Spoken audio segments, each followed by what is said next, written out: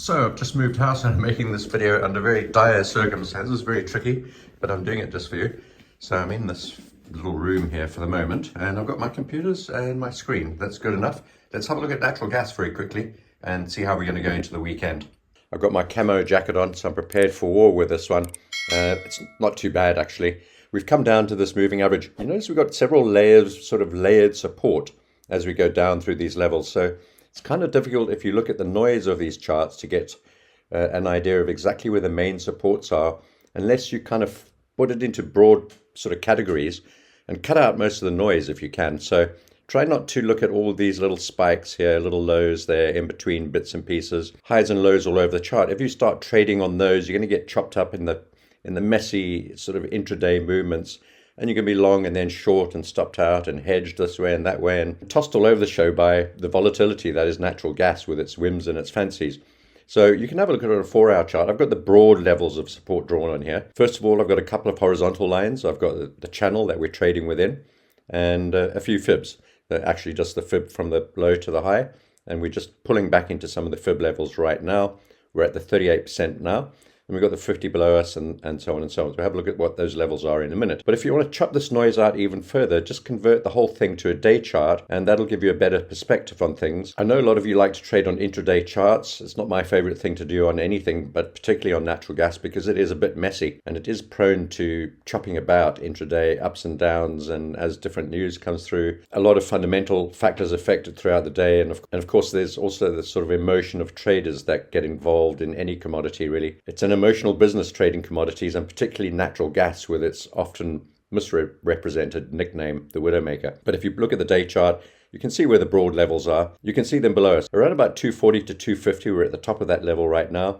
Then we've got 230 to 240, this broad range, but more towards the bottom of that, as you can see. And then we've got the 215 level, which is really, really key. Below that, of course, we've got $2 and below. It's even possible we could get as low as that. I don't think so, though. I think we've started to carve out a bottom on natural gas over the last number of months. And we're beginning to edge up here, even though it is looking slightly weak at the moment. We've got the 200-day moving average above us moving into that $3.40, 50, 60, or 75 range, the ultimate target for us at the end of this year. The intermediary target, though, for most of the rest of this year, throughout the summer certainly and into the fall, it's probably around about the $3 level, which is where this red line is, and the level to which we gapped up the last time we visited that sort of area. Actually, I say the last time, in fact just a few days ago we tried to get up through $2.80, 88, 90. We didn't even get up to the $3 level, which was the first sign that there was less than vigorous intent for this market to rally. It should have tested $3 when we got to 288. But it didn't even get there. So that was the first sign of weakness. And we've seen progressively lower highs on the daily chart. And in fact, every single high that we've created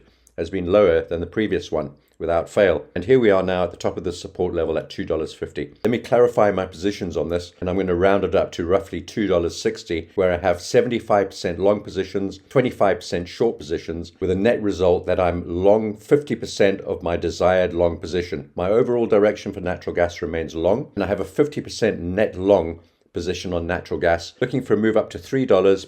Perhaps we won't get through there on the first attempt after this, or even the next couple of attempts, but eventually from there to $3.40, 50, 60, or 75. So for now, I've got a 50% net long position at roughly $2.60. We're just below there now at about $2.51. So 9 cents out of the money net overall, if you want to look at it like that. We're looking at support beneath us now. We've got the 50-day moving average at $2.46. We've got this channel bottom, which is now at around about $2.37. By the time we reach there, probably $2.40. Then we've got the $2.25 to 30 region, just looking at the Fibonacci levels. And then the 78.6% Fibonacci at $2.15. So it's interesting that $2.15 is this really key support level. As you can see, on the last couple of occasions, we didn't really manage to close beneath that. And as it turns out, now after this last rally recently, a few days ago, it's now also become the 78.6% last chance Fibonacci. Often, if and when we reach the 78.6% Fibonacci level,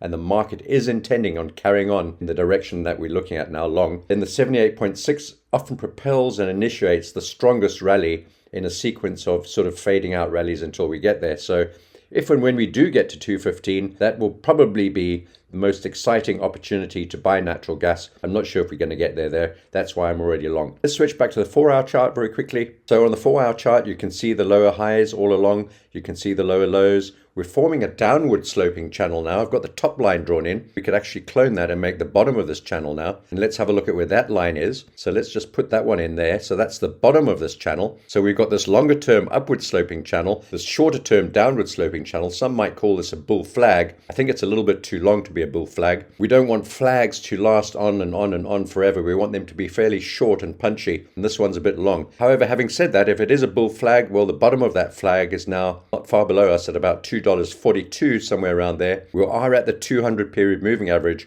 on the 4-hour chart. We may hold here. I don't know. We've got a little bit of support here. We are at this Fibonacci level. We just pierced through it a little bit, but we could find support here if we bounce up before the end of the day, or if on Monday or Sunday we form a reversal pattern, let's say a piercing pattern or a bullish engulfing candle or a spike low, a wick low sort of candle. So those are all the sorts of things that we're looking at.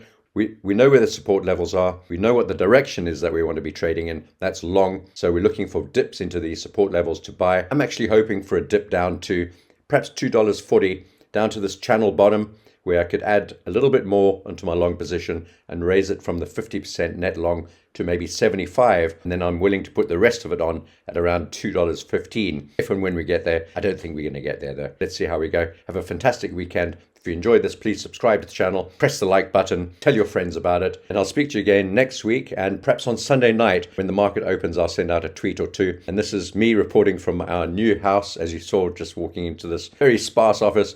In a few days' time, this is going to be beautiful. It's going to be a lovely trading room like my last one was before we moved into the Hobbit house. Have a great weekend. Speak to you soon.